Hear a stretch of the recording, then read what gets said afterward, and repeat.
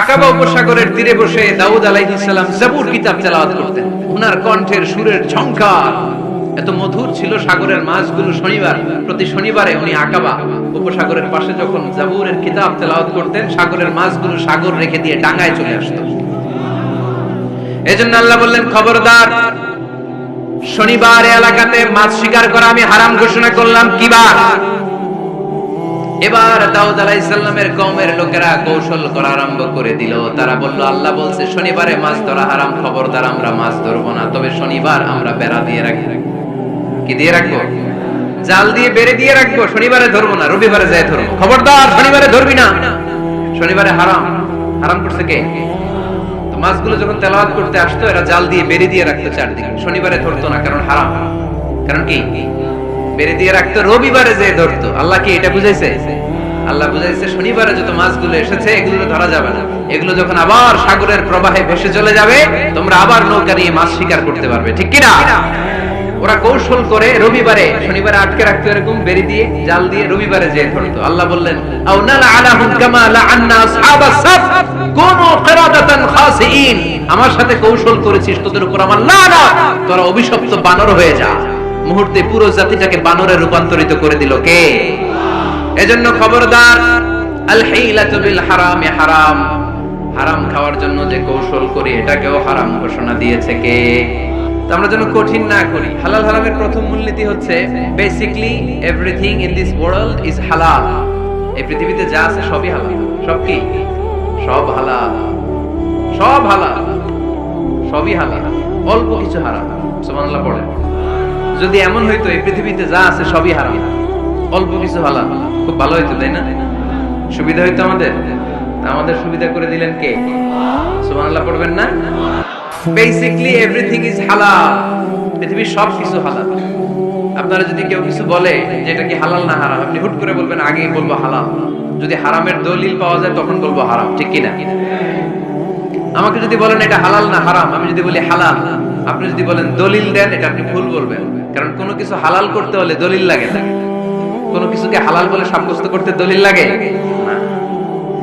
হারাম বলে যদি সাব্যস্ত করতে চান তখন দলিল লাগবে, তাও তেনা পেছানো দলিল দিয়ে হবে না, যেন তেন দলিল দিয়ে হবে, অকাট্য দলিল। এটাকে বলে আল আদিল্লা আল কাতঈয়া।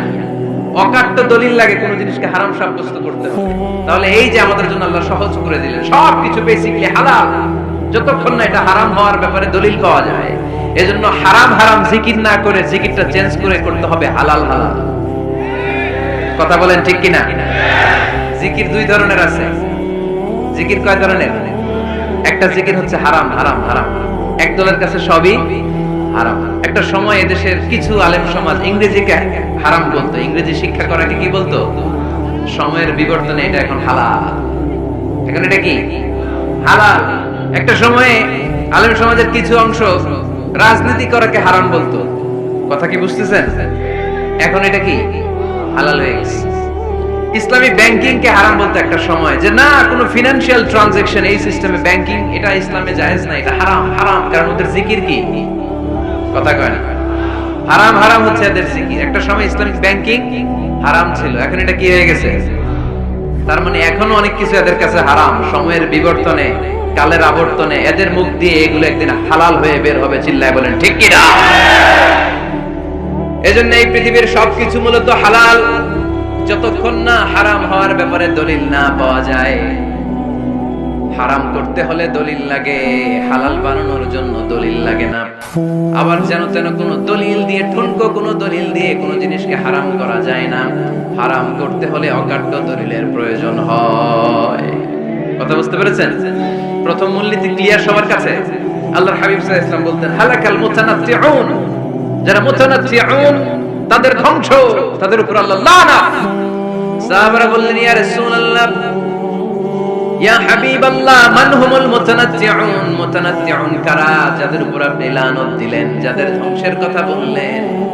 বিশ্বনবী বললেন, আল্লাহর দেয়া হালাল বিষয়কে যারা সমাজের মধ্যে হারাম বলে প্রচার করে তারাই হলো সমাজের মুতানাত্তিউন। নাউজুবিল্লাহ পড়লেন। قل من حرم زينة الله التي أخرج لعباده والطيبات من الرزق এজন্য আল্লাহ ডেকে বললেন, খবরদার, কে আছে সমাজের মধ্যে আমার দেয়া হালাল সাজসজ্জাগুলোকে, পবিত্র জিনিসগুলোকে হারাম বলে ফতোয়া তুলে, তাদের উপর আমার লানত। খবরদার, আল্লাহ যেটাকে হালাল বলছে এটাকে হারাম বলার স্পর্ধা দেখাবেন না। এটাকে হারাম বলা যাবে? তাহলে প্রথম মূলনীতি কি সবাই বুঝতে পারছেন? বুঝতে পেরেছেন? এই দুনিয়াতে বেসিকলি সবকিছু কি? আওয়াজ করে বলেন। আর হালাল প্রমাণ করতে দলিল লাগে। কি প্রমাণ করতে দলিল লাগে? হারাম। এজন্য আমাদের জিকিরটা একটু চেঞ্জ করে দিব। আমরা হারাম হারাম না বলে কি বলবো? হালাল হালাল। যখনই দলিল পাবো তখন জিকির শুরু করব হারাম। কথা বুঝে নাই বোধহয়? দলিল পাওয়ার আগ পর্যন্ত সব কি? আরো জোরে বলেন। দলিল পাওয়ার পরে সেটা হয়ে যাবে হারাম। প্রথম মূলনীতি ক্লিয়ার? সবার কাছে ক্লিয়ার? কষ্ট হইতেছে? শেষ করে দিব, আরো কয়েক মিনিট শুনবেন? আচ্ছা, দ্বিতীয় মূলনীতি হচ্ছে হালাল হচ্ছে আনলিমিটেড। হালাল কি? কথা বলেন। আনলিমিটেড। আর হারাম হচ্ছে লিমিটেড। হারাম হচ্ছে সসীম, হালাল হচ্ছে অসীম। হালাল গুণে শেষ করা যায় না, কিন্তু হারাম গুণে শেষ করা যায়। সুবহানাল্লাহ পড়তে পারলেন না? যদি এমন হইতো হারাম আনলিমিটেড, সবই হারাম, আর হালাল হচ্ছে লিমিটেড, হালাল গুণা যায়, এমন যদি হইতো আমাদের জন্য কঠিন হয়ে যেত না? আমাদের জন্য এটাকে সহজ করে দিলেন কে? দেখেন, কোরআনে যত জায়গায় আল্লাহ হালালের ঘোষণা দিয়েছেন, আল্লাহ ব্যাপকভাবে দিয়েছেন। আল্লাহ বলেছেন, উহিল্লা লাকুম বাহিমাতুল আনআম, এই পৃথিবীতে যত গবাদি পশু আছে সব খাওয়া হালাল, ইল্লা মা ইউতলা আলাইকুম, তবে হাতে গোনা অল্প কয়েকটা ছাড়া, যেগুলো এখনই তোমাদেরকে তেলাওয়াত করে শোনানো হবে। পড়েন সুবহানাল্লাহ। আবার আল্লাহ বললেন, উহিল্লা লাকুম সাইদুল বাহরি ওয়া তাআমু, সাগরের মধ্যে যত প্রাণী পাওয়া যায়, মাছ পাওয়া যায়, কাঁকড়া পাওয়া যায়, সব খাওয়াকে হালাল করে দিলেন কে? সাগরে যত ধরনের প্রাণী আছে, কাঁকড়া বলেন, তিমি বলেন, যা বলেন, সব হালাল, হাতে গোনা অল্প কয়েকটা ছাড়া। সুবহানাল্লাহ পড়েন। তার মানে যখনই আল্লাহ তাআলা হালালের ঘোষণা দেন, আল্লাহ তাআলা এটাকে ব্যাপকভাবে ঘোষণা দেন। আর যখনই আল্লাহ হারামের ঘোষণা দেন কোরআনের ভেতরে, তখন আল্লাহ গুনে গুনে দেন। কিভাবে দেন? حرمت عليكم الميتة والدم ولحم الخنزير وما أهل لغير الله به والمنخنقة والموقوذة والمتردية والنطيحة, গুনে গুনে দিয়েছেন। সুবহানাল্লাহ পড়েন।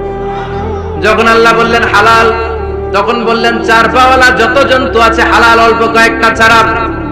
যখন ঘোষণা দিলেন হালালের, আল্লাহ বললেন সাগরের ভেতরে যত প্রাণী পাওয়া যায় সব খাওয়া হালাল, অল্প কয়েকটা ছাড়া। কিন্তু হারামের ঘোষণা যখন আল্লাহ কোরআনে দিলেন, তখন ব্যাপকভাবে দেয় নাই, গুনে গুনে দিয়েছেন। রক্ত খাওয়া হারাম, মরা প্রাণী খাওয়া হারাম, শূকর খাওয়া হারাম, আল্লাহর নাম ছাড়া অন্য কোন নামে বলি দেওয়া হয়েছে এরকম প্রাণী খাওয়া হারাম, সিংহের গুতা খেয়ে কোনো প্রাণী মারা গেছে ওইটা হারাম। এরকম গুনে গুনে অল্প কয়েকটা হারাম, বাকি সব কিছুকে আমাদের জন্য হালাল করে দিয়েছে কে? আবার যদি আল্লাহর জিজ্ঞেস করি আল্লাহ কাদেরকে বিয়ে করতে পারবো, আল্লাহ বলবে সবাইরে বিয়ে করবি। বাংলাদেশের নারীরা বিয়ে করা হালাল, পাকিস্তানের মেয়েদেরকে বিয়ে করা হালাল, সৌদি আরবের নারীদেরকে বিয়ে করা হালাল, এই বাংলাদেশের সিলেটের মেয়েদেরকে বিয়ে করা হালাল, ঢাকার মেয়েদেরকে বিয়ে করা হালাল, চট্টগ্রামের মেয়েদেরকে বিয়ে করা হালাল। হালালের কোনো শেষ নাই। সুবহানাল্লাহ পড়েন। কিন্তু যখন জিজ্ঞেস করলাম তাহলে কাকে কাকে বিয়ে করা হারাম, তখনই আল্লাহ গুনে গুনে 14 জনের নাম বলে দিলেন। পড়েন সুবহানাল্লাহ। হুররিমাত আলাইকুম উম্মাহাতুকুম ওয়া বানাতুকুম ওয়া আখাওয়াতুকুম ওয়া আম্মাতুকুম ওয়া খালাতুকুম ওয়া বানাতুল আখি ওয়া বানাতুল উখত। চিল্লায় পড়েন আল্লাহু আকবার। যখন হালাল, তখন ব্যাপকভাবে বললেন সব মেয়েদেরকে বিয়ে করতে পারো। মুসলিম যত নারী হয়, বাংলাদেশের হোক, পাকিস্তানের হোক, ইন্ডিয়ার হোক, গোটা বিশ্বের যে কোনো জায়গার মুসলিম নারী হলেই সেটা হালাল। কিন্তু হারাম কোনটা যখন জিজ্ঞেস করলাম, গুনে গুনে বললেন মাকে বিয়ে করা হারাম, নিজের কন্যাকে বিয়ে করা হারাম, বোনকে বিয়ে করা হারাম, ফুফিকে বিয়ে করা হারাম, খালাকে বিয়ে করা হারাম, ভাতিজিকে বিয়ে করা হারাম, নিজের ভাগ্নিকে বিয়ে করা হারাম। সুবহানাল্লাহ পড়বেন না? তাহলে সহজ না কঠিন? চিল্লায় বলেন। কি সহজ ইসলাম, কত সহজ। দাঁড়িয়ে নামাজ পড়া ফরজ, দাঁড়াতে পারতেছেন না, বসে পড়লেও কবুল করবে কে? ওযু করে নামাজ পড়া কি? পানি নাই, তায়াম্মুম করে নামাজ পড়লে কবুল করবে কে? বিয়েতে মোহরানা দেওয়া কি? মোহরানা নাই। এক সাহাবী বললেন, ইয়া রাসূলুল্লাহ বিয়ে করব, মোহরানা আছে? না। কি আছে? না কিচ্ছু নাই। তো কিচ্ছু না থাকলে বিয়ে করব কেন? মোহরানা দেওয়া লাগবে না? কোরআন পারো? পারি। কয়টা সূরা? এতটা সূরা। এক নারীকে জিজ্ঞেস করলেন কোরআন পারো? বলে না, পারি। আল্লাহর হাবিব সাল্লাল্লাহু আলাইহি ওয়াসাল্লাম দুইজনকে বিয়ে পড়ায় দিলেন। আর নারীকে বললেন, মা তুমি কোরআন পারো না, কিন্তু তোমার স্বামী কোরআন পারে। তোমার স্বামী টাকা দিয়ে পয়সা দিয়ে তোমাকে মহারণা দিবে, সামর্থ্য তার নাই। সে প্রতিদিন তোমার একটু একটু করে কোরআন শিখায় দিবে, এটাই মা। বিশ্বনবী বললেন, বুইস্তু আন উকাসসিরাল মাযামির, আমি ঢোল, বাদ্য, তবলা, হারমোনিয়াম এগুলোরে ভেঙে মাটির সাথে গড়িয়ে দেওয়ার জন্য এসেছি। আর ওই নবীর উম্মতকে বাজারে ঢোল, বাজারে বাঁশি। আছে না নাই? ঢোল বাদ্য বাজানো যাবে? এই হাই বিটের মিউজিক আপনি শুনলে আপনার অন্তরে নেফাকি তৈরি হবে। নামাজে মজা পায় না, হুজুর নামাজে মজা পায় না। তুমি আজীবন শোনো কুছ কুছ হোতা है, তুমি নামাজে মজা পাইবা কেমনে? আজীবন শুনে কি কুছ কুছ হোতা है। এখন নামাজে মজা পায় না, জিকির করে মজা পায় না, তেলাওয়াতে মজা পায় না, মজা নাই, মনোযোগ নাই। হৃদয়টাকে যে তুমি শয়তান দিবাবে কি করে? এজন্য এই মিউজিক্যাল ইনস্ট্রুমেন্ট থেকে দূরে থাকতে হবে। এগুলো অন্তরে নেফাকি তৈরি করে। আপনি দফ বাজাতে পারবেন? দফ, দফ চিনেন? ঢোলের দুই দিক আটকানো, দফের এক দিক আটকানো, এক দিক খোলা। এটা বাজিয়ে আপনি নাশিদ পরিবেশন করতে পারবেন, সমস্যা নাই।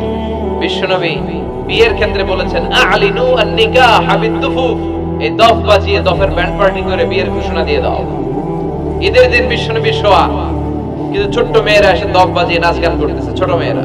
সাইয়েদনা আবু বকর দেখে রেগে গেলেন, আমিসবারু শাইতানি ফি বাইতি রাসূলিল্লাহ, আল্লাহর নবীর ঘরে শয়তানের বাদ্য। বিশ্বনবী বললেন, দাহু ইয়া আবু বকর, আবু বকর রাখো, ইন্না লিকুল্লি কওমিন ঈদ, সব জাতির তো একটা ঈদের অনুষ্ঠান আছে। হাদা ঈদুনা, আজকের দিনটা আমাদের ঈদের দিন, বাচ্চাদেরকে একটু আনন্দ উৎসব করতে দাও। এই দফ বাজালে কোনো ক্ষতি নাই। বিশ্বনবী মক্কা থেকে যখন মদিনায় হিজরতে গেলেন, কোন পথ দিয়ে আমার নবী আসবে জানার জন্য মদিনার ছেলেমেয়েরা পাগল হয়ে গেল। ওই পথে দফ নিয়ে দাঁড়িয়ে রইল। বিশ্বনবী সাইয়েদনা আবু বকরকে নিয়ে আগমন করলেন। ওরা তালা আল বাদরু আলাইনা বলে বিশ্বনবীর ওয়েলকাম জানালো। সুবহানাল্লাহ পড়েন।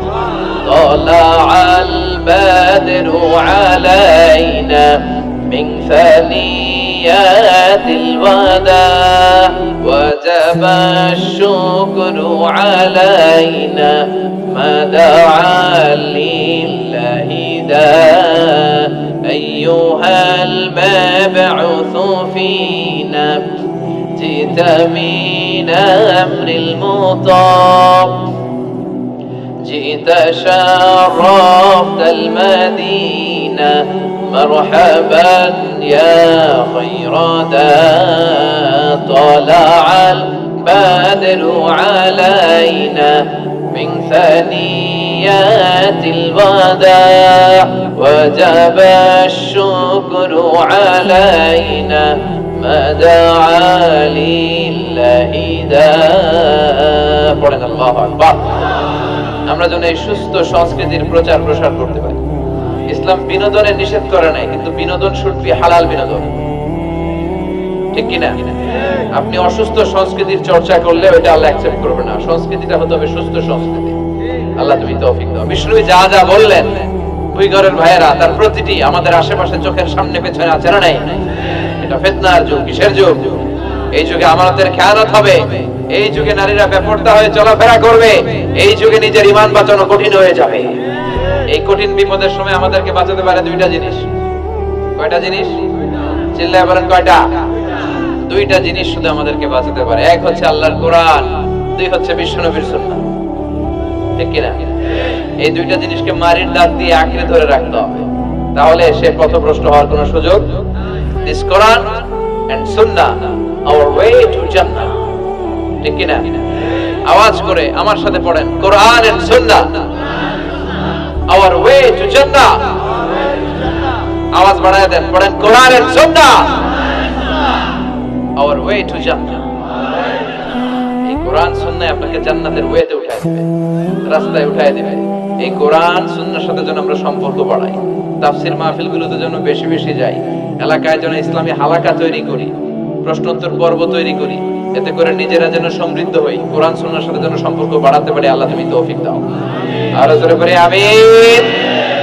এরকম মনে হয় না বরকত উঠে নিচ্ছে কি? কথা বলেন। এরপর খাবারের স্বাদ উঠায় নিচ্ছে কে? আগে খাবারের যে স্বাদ ছিল এখন এটা আছে? আগে ইলিশ মাছ রান্না করলে যে ঘ্রাণ হতো, এখন এই ঘ্রাণ পাওয়া যায়? আগে শোল মাছের ঝোল রান্না করলে যে স্বাদ হতো, আগে চিংড়ি মাছ রান্না করলে যে স্বাদ লাগতো, এখন এই স্বাদ পাওয়া যায়? সব তুলে নিল কে? দেখেন বিশ্বনবী যা যা বললেন তার প্রমাণ সমাজে আছে না নাই? শুনতেছেন না কষ্ট হচ্ছে? আর দু একটা আলামত শুনবেন, শেষ করে দেই। শুনবেন আর কয়েক মিনিট। বিশ্বনবী বললেন তাসলিমুল খাসা, কিয়ামতের আগে লোকজন শুধু পরিচিতদেরকে সালাম দিবে, অপরিচিতদেরকে সালাম দিতে চাইবে না। এরকম আছে না নাই? এই মুরব্বী চাচার চিনি চাচা আসসালাম, চিনি আসসালাম, ওদিকে চিনি আসসালাম আলাইকুম। কিন্তু অন্য একটা এলাকায় গেছি, ওখানে কাউরে চিনি না, সালাম দেয় না। বাসে উঠছেন, কাউরে চিনেন না, সালাম দেন না। এরকম আছে না নাই? তো সালাম কি যাদেরকে চিনেন এদের জন্য? কথা কন। আলা মান আরাফতা ওয়া মান লাম তা'রিফ, যাকে চিনো সালাম দাও, যাকে চিনো না তাকেও দাও। আল বাদিউ বিস সালাম, বিশ্বনবী বলেন আগে আগে দাও। আল বাদিউ বিস সালাম বারিউম মিনাল কিবর, আগে আগে যে সালাম দেয় তার হৃদয় থেকে অহংকার মুক্ত করে দেয় কে? আল্লাহ। অহংকার মুক্ত হওয়ার দরকার আছে না নাই? যার হৃদয়ে যাররা পরিমাণ অহংকার থাকবে সে জান্নাতে প্রবেশ করতে পারবে? কথা বলেন। এজন্য আমরা আগে আগে সালাম দেব। ওই ঘরের ভাইয়েরা ছোটরা বড়দেরকে দিব, বড়রা ছোটদেরকে দিব, হাজবেন্ড ওয়াইফকে দিব, ওয়াইফ হাজবেন্ডকে দিব। রাজি আছেন তো? আজকে যারা স্বামী যারা আসছেন বাড়িতে যেই ভাবির আগে সালাম দিবেন। রাজি আছেন? কথা কয় না, আওয়াজ ছোট হয়ে গেছে। পারা যাবে? আপনি আগে সালাম দিবেন, এটা দেখে আপনার স্ত্রী লজ্জা পেয়ে আপনার আগে দিবে। এগুলো দেখে বাচ্চারা সালাম শিখে ফেলবে। সুবহানাল্লাহ কবেন না? আমরা কি চাই না আমাদের ফ্যামিলিগুলো এরকম সুন্দর হোক? আমরা কি চাই না আমাদের ফ্যামিলিগুলো জান্নাতি হোক? এরপরে বিশ্বনবী বললেন খুতাবুকুম তাবিলা সালাওয়াতুকুম কাসীরা, কিয়ামতের আগে খুতবাগুলো লম্বা হবে আর সালাতগুলো খাটো হয়ে যাবে। এই যে বক্তব্য লম্বা, নামাজ হয়ে যায় খাটো, আছে না নাই? হুজুর ওয়াজ করেন, ওয়াজ টেস্ট লাগে, নামাজ টেস্ট লাগে না, আছে না নাই? এশার নামাজও পড়ে না, ফজর নামাজও পড়ে না, রাত 2টা পর্যন্ত ওয়াজ শুনে, আছে না নাই? মুসা আলাইহিস সালাম ও খিজির আলাইহিস সালামের ঘটনা। একবার মুসা আলাইহিস সালাম নিজের কওমকে উপদেশ দিচ্ছিলেন। তারা জিজ্ঞেস করল, হে মুসা, দুনিয়াতে সবচেয়ে জ্ঞানী কে? তিনি বললেন, আমি। আল্লাহ তখন তাকে শিক্ষা দিলেন, এমন একজন বান্দা আছেন যিনি বিশেষ জ্ঞান পেয়েছেন। তিনি হলেন হযরত খিজির আলাইহিস সালাম। এক সাক্ষাৎ। আল্লাহ মুসা আলাইহিস সালামকে বললেন, তুমি দু নদীর মিলনস্থলে গেলে তার সঙ্গে দেখা পাবে। মুসা আলাইহিস সালাম এক তরুণ সঙ্গীকে নিয়ে যাত্রা করলেন। সঙ্গে ছিল একটি মাছ। মাছটি অলৌকিকভাবে সাগরে ঝাঁপ দিলে বুঝলেন সেখানেই খিজির আলাইহিস সালাম আছেন। 2 শর্ত। মুসা আলাইহিস সালাম বললেন, আমি আপনার কাছ থেকে শিখতে চাই। খিজির আলাইহিস সালাম বললেন, তুমি ধৈর্য ধরতে পারবে না। মুসা আলাইহিস সালাম প্রতিশ্রুতি দিলেন। 3টি ঘটনা। নৌকা ভাঙা। তারা এক নৌকায় উঠলেন। খিজির আলাইহিস সালাম নৌকায় ছিদ্র করে দিলেন। মুসা আলাইহিস সালাম বললেন, আপনি কেন নিরীহদের ক্ষতি করলেন? শিশুকে হত্যা। এরপর খিজির আলাইহিস সালাম এক কিশোরকে হত্যা করলেন। মুসা আলাইহিস সালাম প্রতিবাদ করলেন। দেয়াল মেরামত। তারা এক শহরে ক্ষুধার্ত অবস্থায় গেলেন। লোকেরা খাবার দিল না, কিন্তু খিজির আলাইহিস সালাম সেখানে একটি ভাঙা দেয়াল ঠিক করে দিলেন। প্রতিবারই মুসা আলাইহিস সালাম ধৈর্য হারাচ্ছিলেন। শেষে খিজির আলাইহিস সালাম বললেন, এখন আমাদের বিচ্ছেদ। 4 রহস্যের উন্মোচন। খিজির আলাইহিস সালাম বললেন, নৌকা ছিল গরিবদের, রাজা জোর করে নৌকা কেড়ে নিত, তাই তাতে দাগ করে দিলাম যেন রাজা না নেয়। কিশোর ভবিষ্যতে কাফের হয়ে তার মুমিন বাবা মাকে কষ্ট দিত, আল্লাহ তাদের জন্য নেক সন্তান দেবেন। দেয়ালের নিচে এতিমদের গুপ্তধন ছিল, তারা বড় হলে যেন তা পায়, তাই দেয়াল মেরামত করলাম। এই ঘটনা আমাদের শেখায় আল্লাহর জ্ঞানের ভাণ্ডার অসীম। আমরা সবসময় ঘটনা বুঝতে না পারলেও আল্লাহর সিদ্ধান্তে গভীর হিকমত থাকে। ধৈর্য হল জ্ঞানের মূল চাবিকাঠি। হযরত মুসা আলাইহিস সালাম ও বনি ইসরায়েলের গরু কোরবানি ঘটনা। একবার বনি ইসরায়েলের মধ্যে এক ব্যক্তিকে হত্যা করা হলো। খুনি কে তা কেউ জানত না। সবাই হজরত মুসা আলাইহিসসাল্লামের কাছে এসে বলল, আপনার প্রভুর কাছে দোয়া করুন যেন আমাদের বলে দেন কে খুনি। আল্লাহর নির্দেশ এলো তারা একটি গরু কোরবানি করুক। এক প্রশ্নের পর প্রশ্ন। বনি ইসরায়েল সরলভাবে মানতে পারত, কিন্তু তারা আল্লাহর নির্দেশকে কঠিন করে তুলল। প্রথমে জিজ্ঞেস করল, কেমন গরু হবে? আল্লাহ বললেন, না বেশি বুড়ো, না বেশি কম বয়সী, মাঝারি বয়সের। আবার জিজ্ঞেস করল, এর রং কেমন হবে? আল্লাহ বললেন, খুবই উজ্জ্বল হলুদ, যা দেখলে সবাই খুশি হয়। আবারও জিজ্ঞেস করল, আরও বিস্তারিত বলুন। আল্লাহ বললেন, এটি এমন গরু যা না জমি চাষ করে, না ফসল সেচ দেয়, দাগহীন এবং একেবারে সুন্দর। অবশেষে তারা এমন একটি গরু পেল যা শুধু একজনের কাছে ছিল। অনেক দাম দিয়ে কিনে কোরবানি দিল। 2 মুজিজা প্রকাশ। আল্লাহর নির্দেশে কোরবানির মাংসের একটি অংশ দিয়ে মৃত ব্যক্তির শরীরে আঘাত করা হলো। সঙ্গে সঙ্গে মৃত লোক জীবিত হয়ে উঠল। সে বলল, আমাকে যে হত্যা করেছে সে হলো অমুক। এভাবে সত্য প্রকাশ পেল।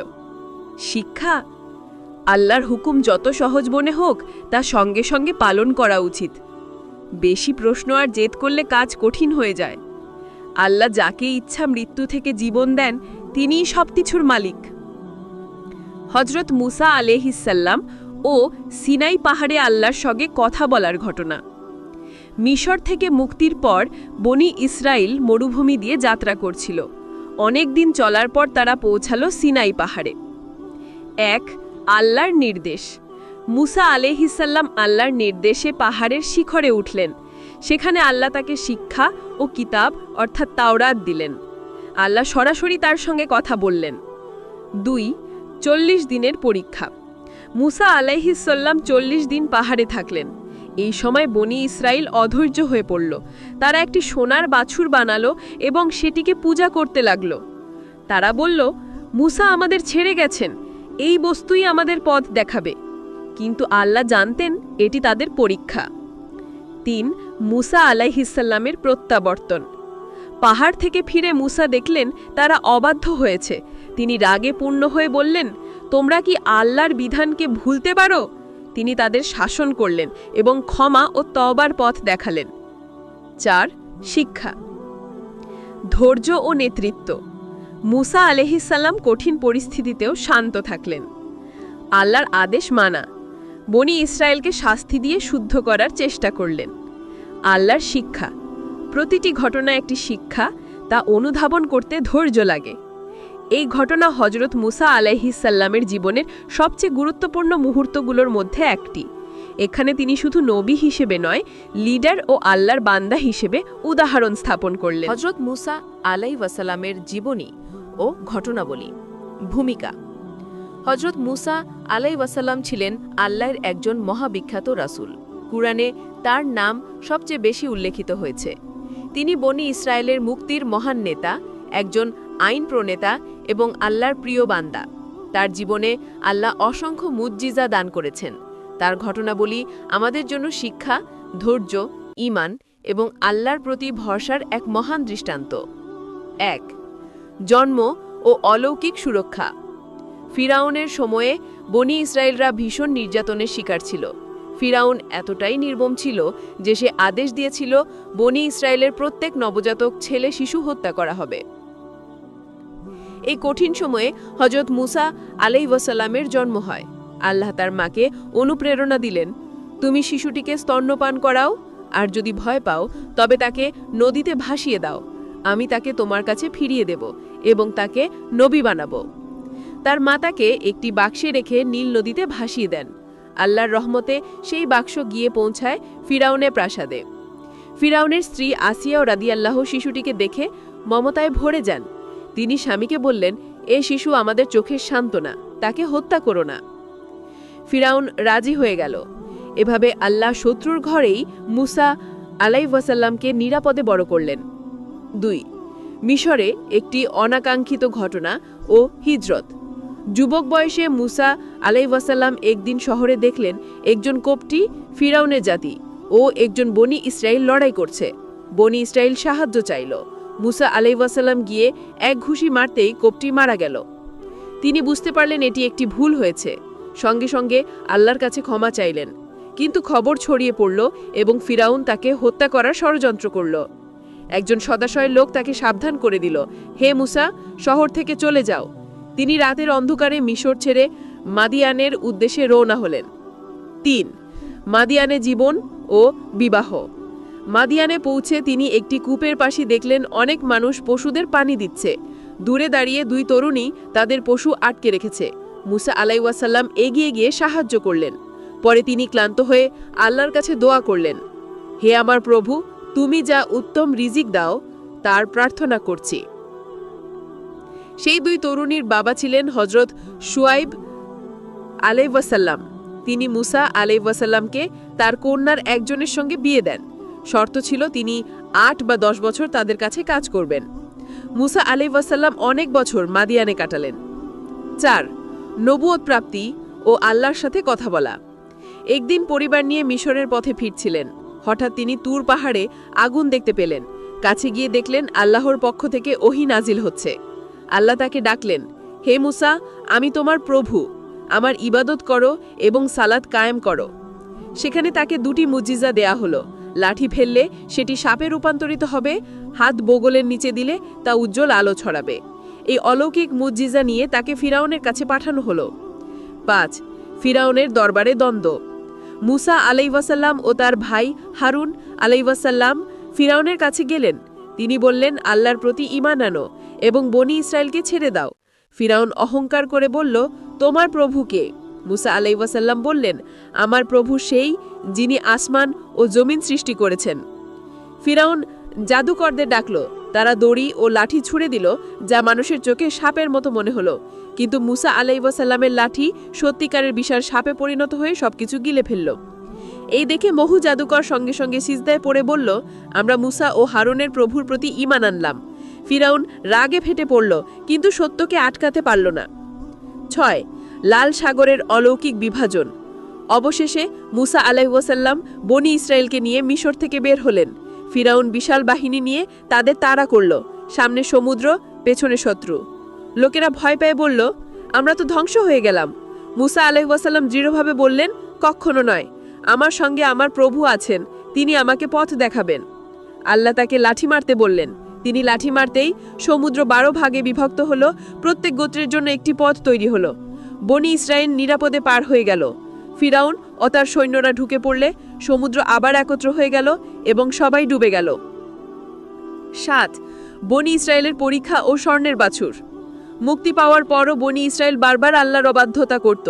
মুসা আলাইহিসসালাম 40 দিন তুর পাহাড়ে গিয়ে আল্লাহর সাথে কথা বলেছিলেন।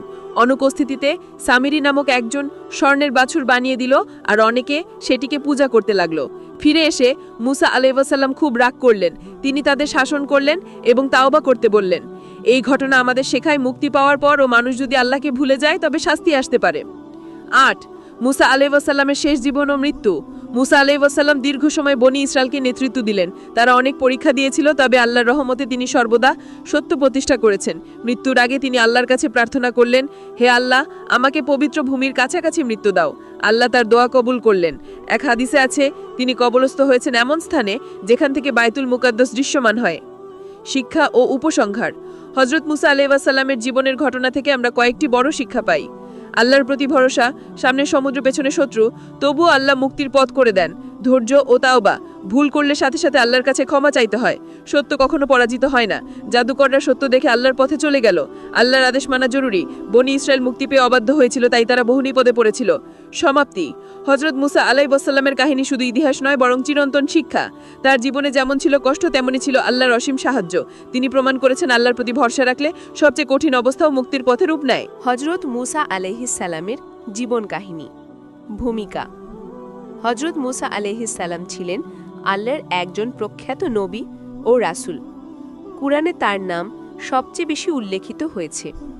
তিনি ছিলেন বনি ইসরায়েলের নেতা, নবী ও আইন প্রণেতা। তার জীবনে অসংখ্য বড় বড় মুআজিজা ঘটেছে। তার কাহিনী আমাদের শিক্ষা দেয় ধৈর্য, আল্লাহর ওপর ভরসা, সত্য ও ন্যায় প্রতিষ্ঠার মূল্য। 1. জন্ম ও শিশু বয়স। ফিরাউন তখন বনি ইসরায়েলকে অত্যাচার করত। সে সমস্ত ছেলে শিশু হত্যা করার নির্দেশ দিয়েছিল। এমন ভয়ঙ্কর সময়ে মুসা আলাইহিসসালামের জন্ম হয়। আল্লাহ তার মাকে নির্দেশ দিলেন শিশুটিকে নদীতে ভাসিয়ে দিতে। তিনি একটি ঝুড়িতে মুসা আলাইহিসসালাম রাখলেন। নদীর জলের ঢেউ তাকে ফিরাউনের প্রাসাদে নিয়ে গেল। সেখানে তাকে দেখেন ফিরাউনের স্ত্রী আসিয়া রাহা। তিনি শিশুটিকে দত্তক নিলেন। এভাবেই আল্লাহ শিশুটিকে শত্রুর ঘরেও নিরাপদে রাখলেন। শৈশবে মুসা আলাইহিসসালাম লক্ষ্য করলেন তার জনগণ মূর্তি পূজা করছে। তিনি আল্লাহর প্রতি প্রবল ভক্তি অনুভব করতেন। 2. যুবক বয়স ও মিশর ত্যাগ। যুবক বয়সে মুসা আলাইহিসসালাম একদিন শহরে দেখলেন একজন কাফার, ফিরাউনের জাতি, একজন বনি ইসরায়েলকে মারছে। তিনি সাহায্য করতে গিয়ে কাফারকে মারলেন। খবর ছড়িয়ে পড়ল এবং ফিরাউন তাকে হত্যা করতে চাইল। একজন সদাশয় লোক তাকে সতর্ক করল। মুসা আলাইহিসসালাম তখন রাতের অন্ধকারে মাদিয়ানের উদ্দেশ্যে রওনা দিলেন। 3. মাদিয়ানে জীবন ও বিবাহ। মাদিয়ানে পৌঁছার পর মুসা আলাইহিসসালাম দেখলেন 2 তরুণী তাদের পশুকে পানির জন্য দাঁড়িয়ে আছে। তিনি সাহায্য করলেন। এই ঘটনায় হযরত শুআয়ব আলাইহিসসালামের কন্যার সঙ্গে বিয়ে হল। তিনি বহু বছর সেখানে কাটালেন। 4. নবুয়াত লাভ ও মুআজিজা। মুসা আলাইহিসসালাম তুর পাহাড়ে গিয়ে আল্লাহর সঙ্গে সরাসরি কথা বললেন। তাকে 2টি মুআজিজা দেওয়া হলো। লাঠি ফেললেই তা সাপে পরিণত হতো। হাত বগলের নিচে দিলে তা আলোকিত হয়ে ঝলমল করত। 5. ফিরাউনের দরবারে দ্বন্দ্ব। মুসা আলাইহিসসালাম ও হারুন ফিরাউনের কাছে গেলেন। তিনি বললেন, আল্লাহর প্রতি ঈমান আনো এবং বনি ইসরাইলকে মুক্ত করো। ফিরাউন জাদুকরদের ডাকল। মুসার লাঠি সব জাদু গিলে ফেলল। বহু জাদুকর ঈমান আনল। 6. লাল সাগর ভাঙা। বনি ইসরায়েলকে মিশর থেকে মুক্ত করার সময় ফিরাউন তাড়া করছিল। মুসা আলাইহিসসালাম লাঠি মারলেন। সমুদ্র 2 ভাগে বিভক্ত হল। বনি ইসরায়েল নিরাপদে পার হল। ফিরাউন ও তার সৈন্যরা ডুবে গেল। 7. কিতাব তাওরাত প্রাপ্তি ও জনগণের শাস্তি। সিনাই পাহাড়ে মুসা আলাইহিসসালাম তাওরাত লাভ করলেন, কিন্তু তার অনুপস্থিতিতে বনি ইসরায়েল সোনার বাছুর পূজা করল। মুসা আলাইহিসসালাম ফিরে এসে দেখা মাত্র রাগ পেলেন, কিন্তু তিনি তাদের শাসন করে শিক্ষা দিলেন। তওবা করা প্রয়োজন। আল্লাহর আদেশ মানা সবচেয়ে গুরুত্বপূর্ণ। মানুষের অধৈর্য ও অবাধ্যতা বিপদের কারণ হয়। শিক্ষা: আল্লাহর বিধানকে মানা আবশ্যক। ভুল করলে ক্ষমা ও শোধের সুযোগ থাকে। নেতৃত্ব ধৈর্যশীল হতে হয়। এই ঘটনাগুলো মুসা আলাইহিসসালামের জীবনের সবচেয়ে গুরুত্বপূর্ণ মুহূর্ত, যা আমাদের জন্য চিরন্তন শিক্ষা।